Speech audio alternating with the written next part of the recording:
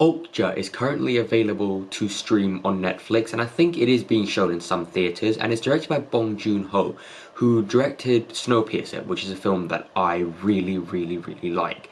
And I was very excited for this film, not only because of the director, but because it stars one of my favorite actors, if not my favorite actor, Jake Gyllenhaal. And aside from him, you have a massive cast. You've got Tilda Swinton and Paul Dano and Steven Yeun. You've got so many actors in this film, so many actors who I really like. And this film is essentially about a big corporation who are making these genetically modified super pigs, and they send them off to these local farmers across the world, and after 10 years each pig will sort of compete to see who is the best pig.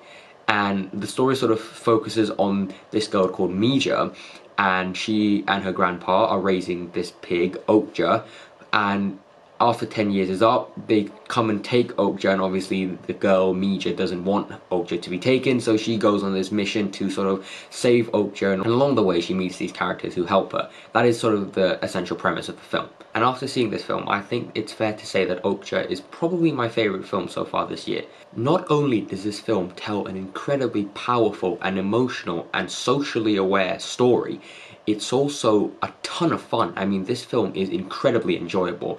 It has this really sort of weird Wes Anderson, Edgar Wright, quirky sort of tone to it, which actually makes a lot of the darker scenes in this film feel not as dark and depressing as they could be. And just the film in general has this really unique look and feel to it. I mean, the cinematography is on point. This is a very good looking film. And a lot of the times this film really walks that line between sort of weird and absurd. And I think because of Bong Joon-ho's amazing direction and some great acting, this film feels just right. And this film has so much going on. You know, there are so many actors, and there are quite a few sort of plot lines and stuff like that, but it never loses focus, because at its core, this is a film about humans and their relationship with animals and sort of big corporations, and sort of how there are two sides to them. You know, this big, nice, smiley face side that everyone knows them for, and the sort of dark, greedy side that only cares about money and power. And this film portrays that so well, and it never loses its focus. It always knows exactly what it is and exactly what it wants to do, and it accomplishes that through amazing direction, amazing acting, and this is just such a great film. I cannot stress how great this film is and how much I loved it. Now let's talk about the acting. First of all, I have to talk about Jake Gyllenhaal.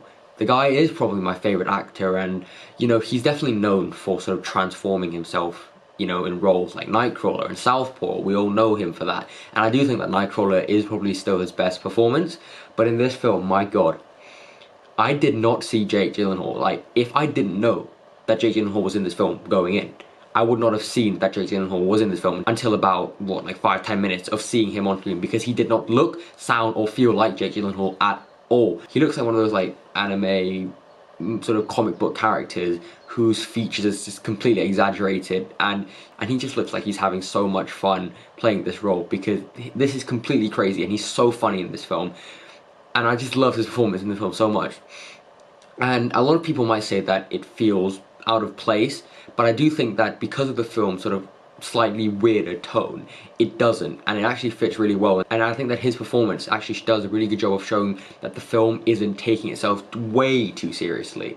And I really hate it when films take themselves way too seriously, and I think that his performance just shows that the film is a little bit more lighthearted, is a little bit more fun, and I just enjoyed his performance so much. Tilda Swinton also, she gets a lot to do in this film, and towards the end there is this big sort of surprise, and I'm not going to spoil it for you because a lot of people may not have seen this film, but I really like that. And I thought that her character, Lucy Miranda, they could have made the character feel like this evil bitch, but they really take their time to show us this character and sort of develop the character a little bit more than most films might, and so we really kind of sympathize with her quite a bit, and you kind of do sort of understand where she's coming from, and I really like that, because I do think the best characters are the ones whose motivations you kind of understand, even though you don't agree with them. And the rest of the performances are so good.